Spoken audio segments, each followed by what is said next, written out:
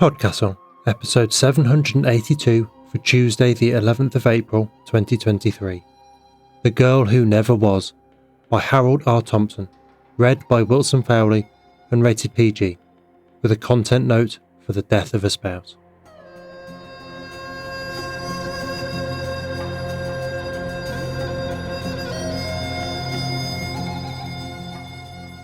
Good morning, good day, good afternoon and good evening, and welcome to PodCastle, the flying castle of fantasy fiction.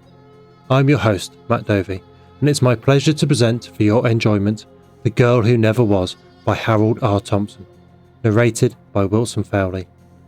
And I'm very pleased to say that this episode is a PodCastle original. It's been a while since I've mentioned this, so hey, don't forget we have merch. If you head over to the EA Prime website at escapeartist.net and click the supporters menu, you'll find a link to our merch store, a collaboration with the inimitable Void merch. Get yourself the finest of t-shirts to declare your serfdom to the flying castle wherever you go. It'll keep you warm on any mild spring day or better, and stop you getting arrested for indecent exposure in public. Harold R. Thompson is the author of the best-selling Empire and Honor series of historical adventure novels, which include Dudley's Fusiliers, Guns of Sevastopol, and Sword of the Mogul. He has also written non-fiction and short science fiction and fantasy for a variety of print and online magazines. He lives in Nova Scotia, and, when not writing or spending time with his family, works for Parks Canada.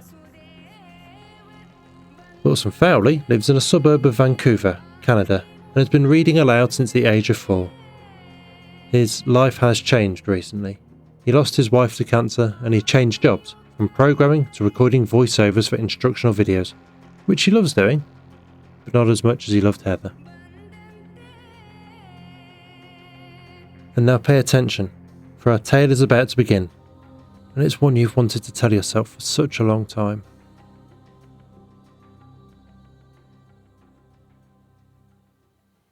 The Girl Who Never Was, by Harold R. Thompson, narrated by Wilson Fowley. I met Kate Crimple at a downtown coffee shop. Kate's new children's book was called Teo and the Wolves, about a dog who claims to have lived with wolves for a week. I was to provide the cover and interior illustrations. This was the first time we'd met face to face, and I was happy to find her warm and easy to talk to. In fact, our conversation came so easily that we moved on to talking about ourselves. "Is Crimple your real name?" I asked. I guess that was maybe a little too forward, but the way things were going, I felt comfortable asking, and I was happy to see her smile. "No, of course not. It's Duggar, but Kate Crimple has a better ring to it." She tucked a lock of dark hair behind one ear, and I wondered how old she was. I'd read her official bio, in which she was definitely Kate Crimple and not Kate Duggar, but there'd been no mention of a birth date. Then I wondered why that mattered. It just popped into my head. "How about you?" she said. "I like to know things about my artists and illustrators. Family? Kids?" "No," I told her. I'd been married, but she passed away, cancer. I gave her the same shrug I used every time. "It happened quite a while ago," I added. She offered her condolences and asked, "So no kids?" I guessed, as a children's author, she was always curious about her market. "No, we never did. I always wanted to, but it didn't happen." She nodded, but her smile had faded, and I could feel a darkness creeping in, and knew I had to lighten the mood. "At least my house is tidy," I said, more or less. We moved on to other topics. When the meeting ended, we shook hands, and I promised to show her some sketches soon. I headed home to the outskirts of town, to the rambling old former farmhouse I'd inherited. I stood on the front walk and stared up at the dark windows of the second story, and what I'd said to Kate came back to me. The house would have been a good place to raise kids, but now I lived there alone. It was too big, it was too old, but it had been the setting for most of my life, and I couldn't imagine anything being different. This was a bleak thought, and I sensed that darkness was still there, hovering just out of sight, so I opened the front door and went straight to my studio on the main floor. I'm never unhappy there. I sat in my oak banker's chair, surrounded by the light from the many windows, and gazed around at the various works, some completed, some just sketches and ideas. On one of my easels was a half-finished watercolor of a dog, sitting with one paw raised, yellow coat dabbed with orange. I hadn't painted that picture. I went into the kitchen to start making my meager one-man supper. I noticed a package of chocolate chip cookies on the counter. The package was open. I didn't eat cookies. I paced the front hall, wondering if I should call the police, but a strange painting and a pack of mystery cookies didn't seem like the basis for an actual crime. I told myself there had to be a simple explanation, but as I turned to head back to the kitchen, I spied a mauve-colored knapsack leaning against the wall next to the front door. Beside the knapsack was a pair of turquoise sneakers, much too small to fit my size 12 feet. When I'd come home from my meeting with Kate, the knapsack and sneakers hadn't been there. I examined the knapsack's contents, finding high school textbooks. Chemistry, American history. There were also a few binders of notes written in blue ink, handwritten in a very neat and rounded script. Cartoon dogs and cats and wolves and dragons in the margins. A rocket ship and a sailboat, but no name I could find. Now my heart was pounding in my ears. "Is anybody here?" I called out. I started to search the house. Upstairs were 2 spare rooms, one furnished for potential guests and the other a default storeroom filled with boxes of useless junk I should have tossed years ago. I thought the junk room would be a good place for an intruder to hide, so went straight there. I wasn't afraid of a confrontation, given my intruder liked cookies and had small feet and a mauve knapsack.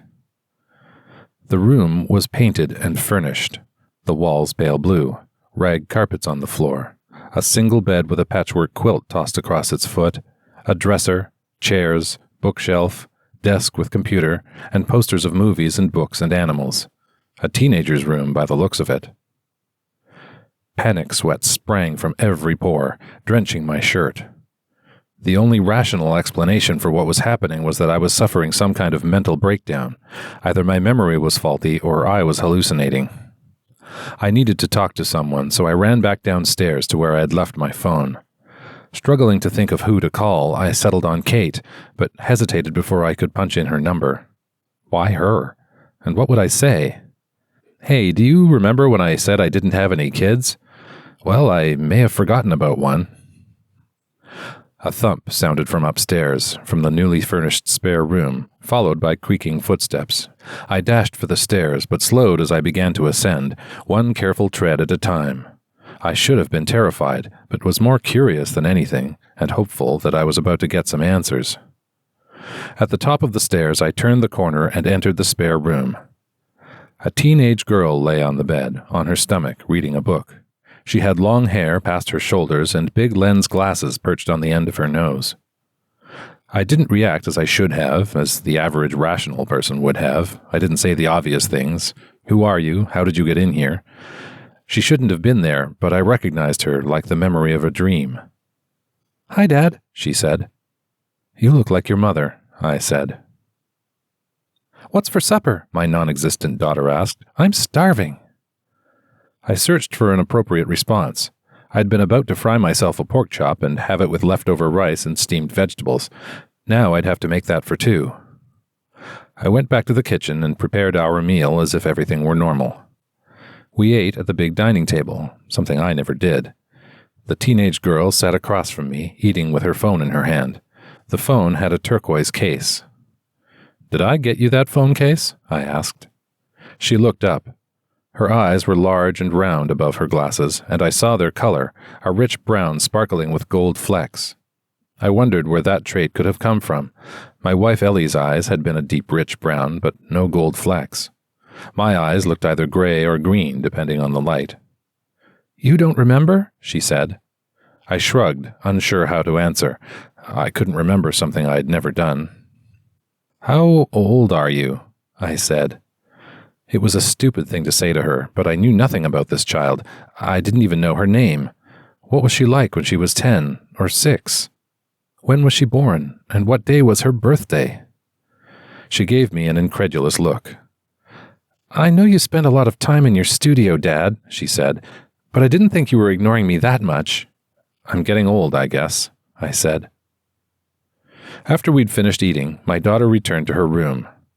I could hear her talking behind her closed door, on her phone or computer with friends. This seemed like typical teenage behavior as far as I knew. I listened for a few minutes, then went to the living room where I kept a few photo albums. I took the albums to the coffee table and started flipping through the stiff pages, searching for evidence of a life I'd somehow failed to recall, but all I found were familiar pictures of Ellie and me on our various trips, just before and after we were married. No sign of a forgotten child. I realized these pictures were more than 15 years old, and that my wife had been gone for 14 years.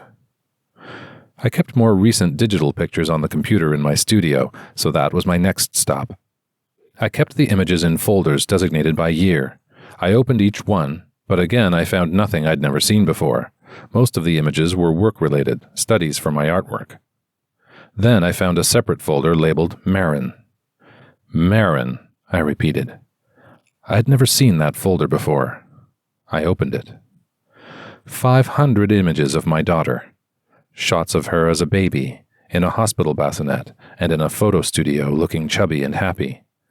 Pictures of her as a preschooler, and opening Christmas presents in this house under a big Christmas tree, the likes of which I'd never bothered with.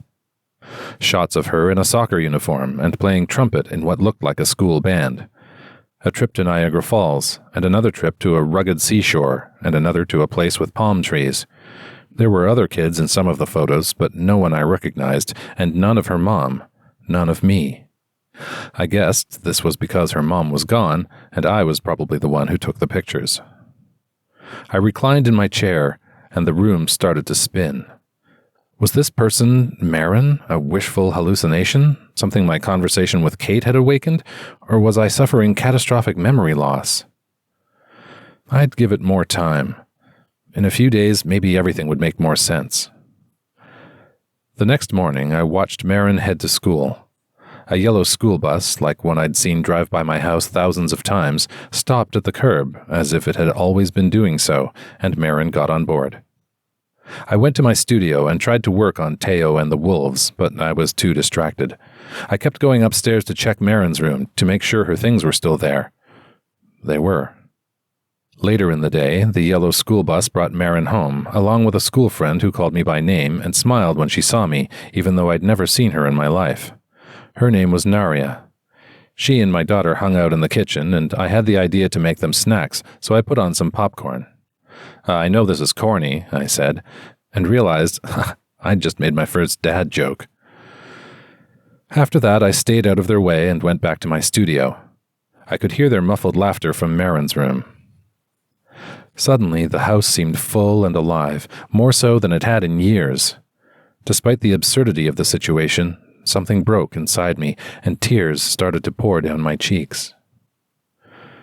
By the time Naria went home, I had regained my composure. Marin came into my studio and said, "What's for supper?" One of her favorite questions. "Not sure yet," I said, and my eyes fell on the watercolor of the dog. "Did you paint this?" Marin gave me another of her "you're going senile" looks. "You don't remember that either? That was the last watercolor I tried." I looked at her, studying the color of her hair, the shape of her face. I'd seen my wife there before, but now I couldn't find her. All I saw was myself. Marin held her mouth the same way I did. She had a tablet computer in her hands.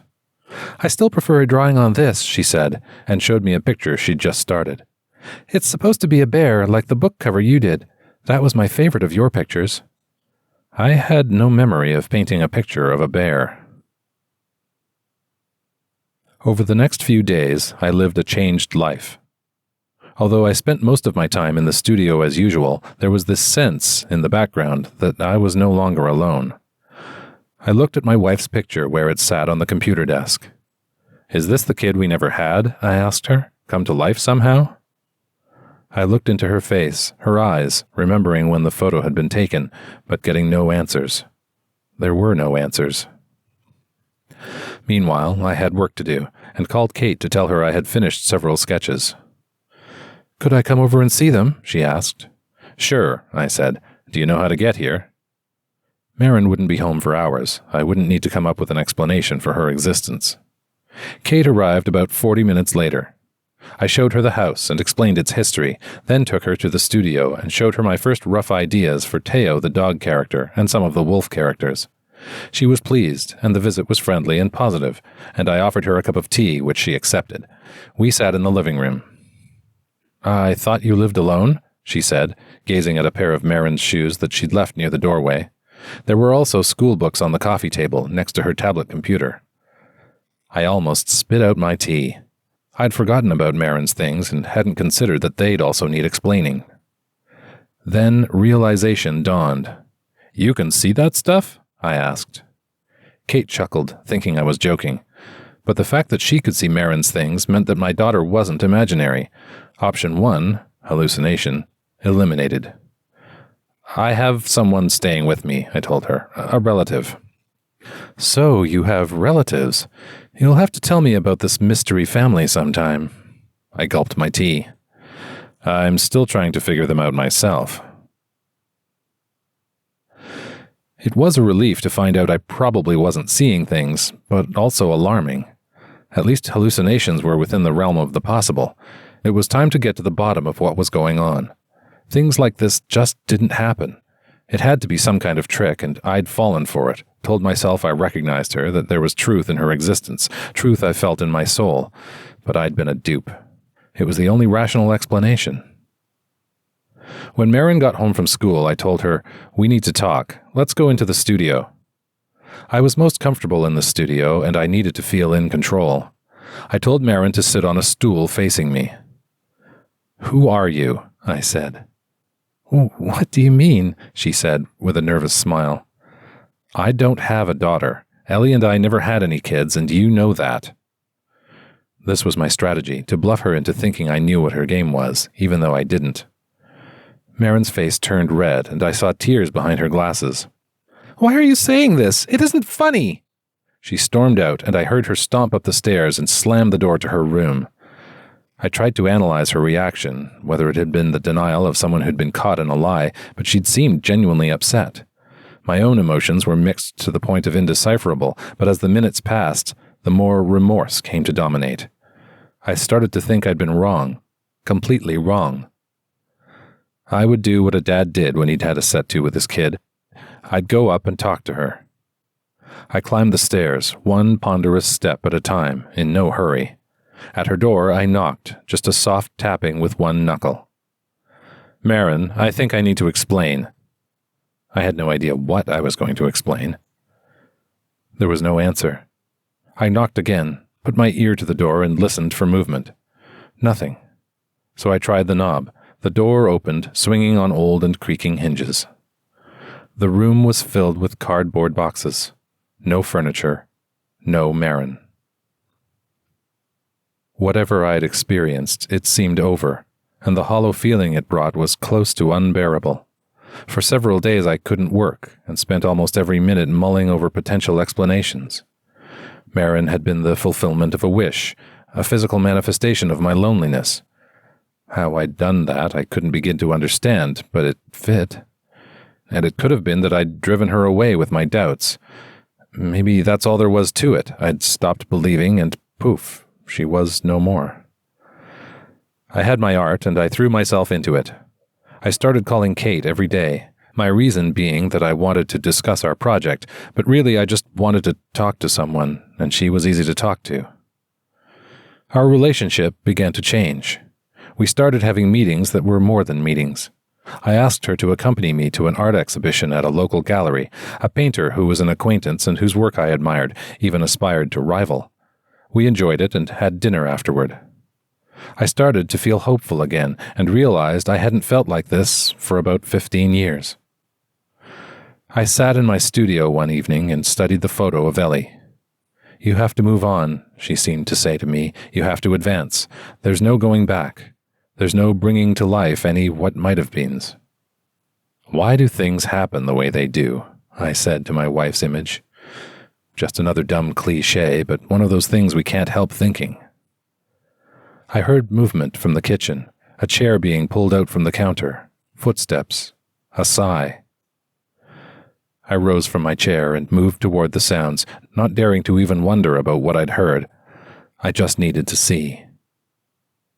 Marin was at the counter on one of the tall stools and working on her tablet.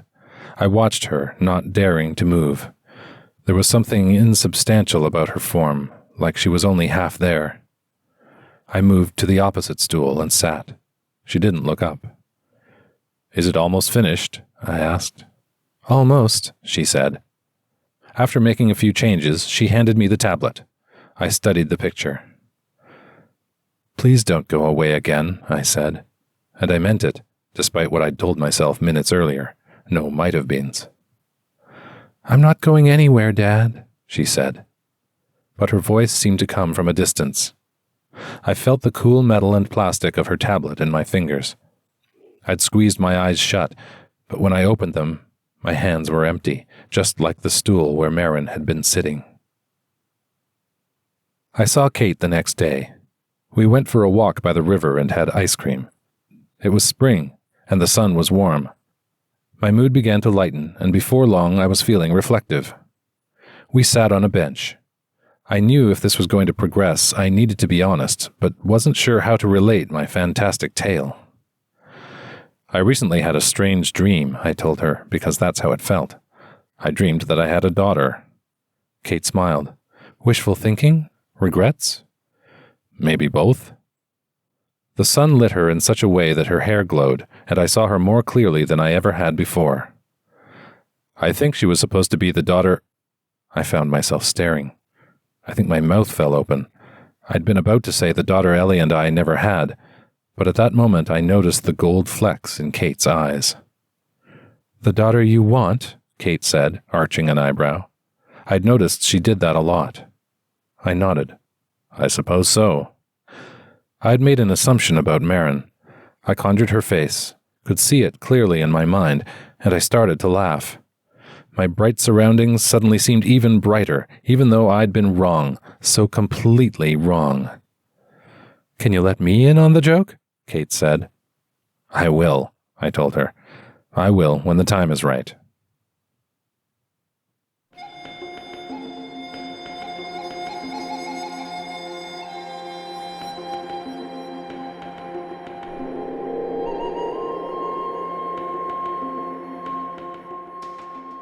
And welcome back.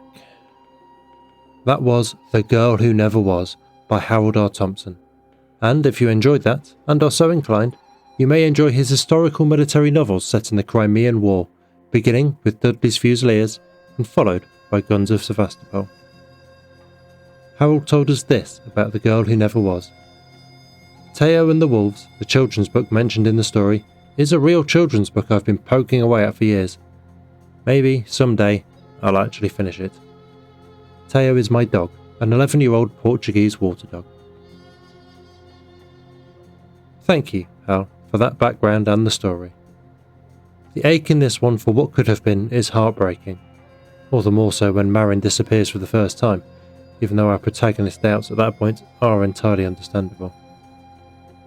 The paths we didn't take always hold an allure like nothing else, and more than any other fantasy, except perhaps romantic crushes, are rarely polluted by considerations of what it would really have been like once all of real life's inevitable mundanities came and crashed the party. That said, hindsight is not only a wonderful thing, but an important thing, I think, an essential act of self-reflection, because it's only in looking back and seeing the path taken so far that we can prepare ourselves for the next fork in the road. That was our show for this week. On behalf of everyone at PodCastle, your co-editors Shingai and Jerry Kagunda and Eleanor R. Wood, assistant editor Sophie Barker, audio engineers Devin Martin and Eric Valdez, forum moderator Ossicat, and our many wonderful first readers: Aidan Doyle, Andrew Cahoe, Craig Jackson, Amalia Harrington, Julia Patt, Caitlin Zavanovich, Kieran Kaulsaini, Ryan Cole, Sarah S. Messenger, Shrikripa Krishna Prasad, Tava Nova, Tierney Bailey, Zeev Wheaties, and myself, Matt Dovey. Thank you for letting us share another story with you. The legal bit. PodCastle is part of the Escape Artists Foundation, a 501c3 non-profit, and this episode is distributed under the Creative Commons Attribution, Non-Commercial, No Derivatives 4.0 International License. That means you can share it, and please do, but you cannot sell it and you cannot change it. If you want specifics, check creativecommons.org. Our music is by Shiva in Exile. Everything we do on PodCastle is 100% donor funded, and if you'd like to support what we and the rest of EA do, please join us on our Patreon at patreon.com/EApodcast. Prefer another method? There's details for supporting us via Twitch, Amazon Prime, Ko-fi and PayPal on escapeartist.net. We'll be back next Tuesday with another fantastic tale. In the meantime, you might care to check our sister podcasts, Escape Pod for science fiction, Pseudopod for horror, Cast of Wonders for YA speculative fiction, and Cat's Cast for cat fiction. If your heart belongs to us, though, we'll see you next week. Be safe and be kind.